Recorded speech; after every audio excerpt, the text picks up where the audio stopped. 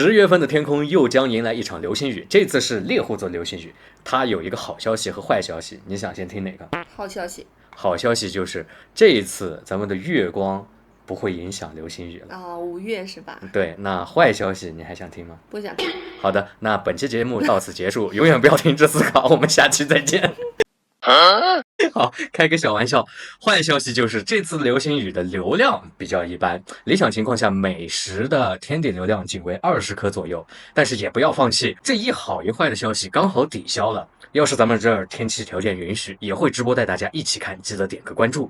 那么具体这次猎户座流星雨是什么情况？什么时候看？怎么看？去哪里看？怎么拍？用手机怎么拍？咱们用这一条视频给你讲清楚，不用记住复杂的条条框框，听完你就能直接出去追星星了。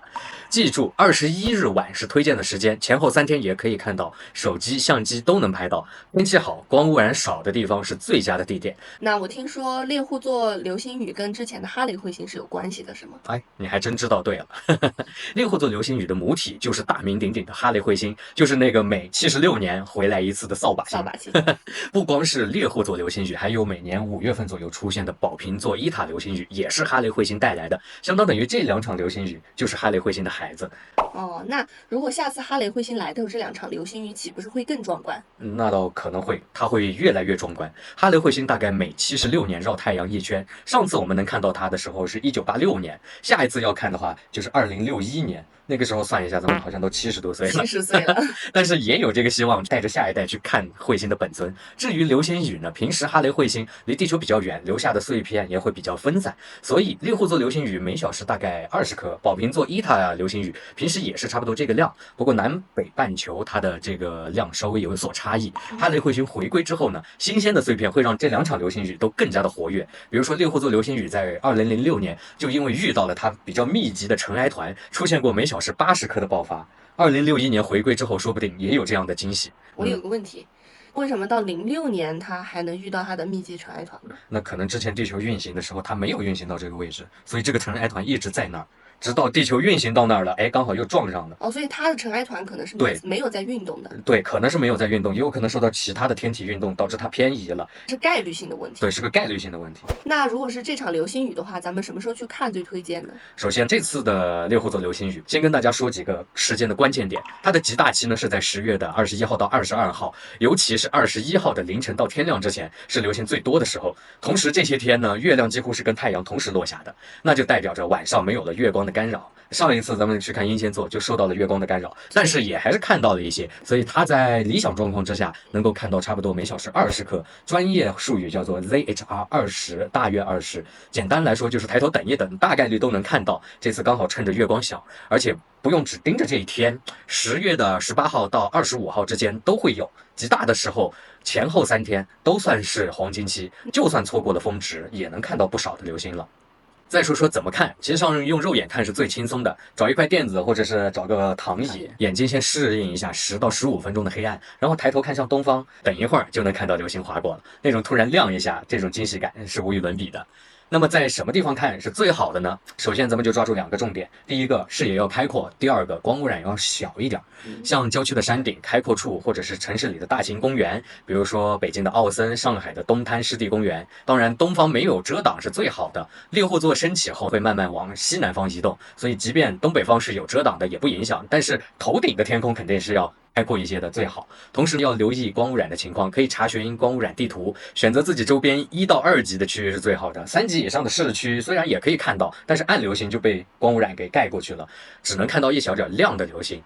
那像咱们之前了解过流星雨的命名，那看猎户座流星雨找猎户座附近的辐射点就可以，对吗？对，那辐射点呢，就是流星看起来是往哪个方向冒出来的这个点。猎户座流星雨的辐射点就是位于猎户座附近，晚上8点以后它会从东方慢慢升起来，越晚就升得越高，流星也会更密集。不过不用盯着辐射点去看，你把视野放开之后，你看到的几率反而会更大。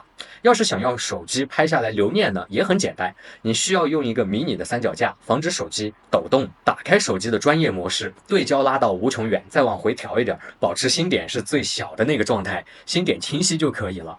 快门的时间设置10到15秒，太长的时候星星会脱线，太短呢又会拍不到流星。那 ISO 呢就选择1600到3200，光污染少呢就低一小点，多呢就高一小点，不能太高，不然你的照片上就全是噪点。还要选择你的最高的格式，比如说有肉格式的你就选肉格式，后期修图的时候空间会大一些。要是有蓝牙遥控更好，按快门的时候手机不会晃动。没有的话可以用倒计时或者是语音拍照也能凑合。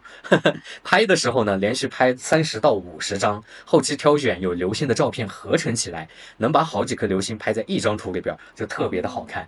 如果有相机的话，那拍出来的效果就更惊艳了。可以选择尽量广的镜头，比如说14到24毫米焦段的，能够装下更多的天空，那你拍到的几率就更大。其实上拍流星是一个很凑巧的一个过程。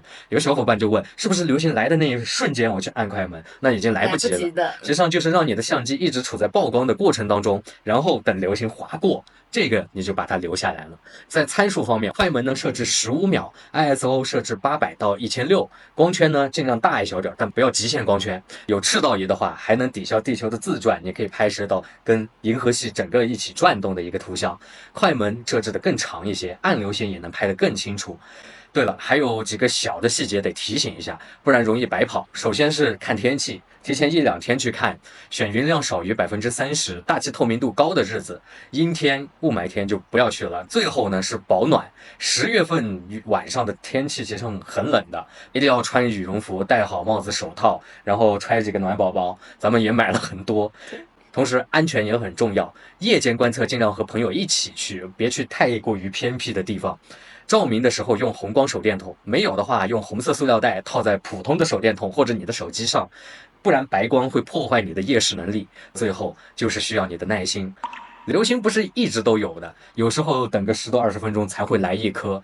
这个时候你实际上可以去观察一下其他的星星，比如说这次的目标就是猎户座，可以拿起你的双筒望远镜去看看猎户座大星云，或者看看那颗即将要超新星爆炸的那个参宿4，说不定你的眼角就会划过一颗特别亮的火流星，还会留下尾迹，这个时候就特别的壮观。大家准备去哪里看这场流星雨呢？是去郊区、山顶，还是家附近的公园？要是拍到了好看的流星照片，一定要来评论区给大家分享分享，让没有看到的小伙伴也沾沾这一场星空好运。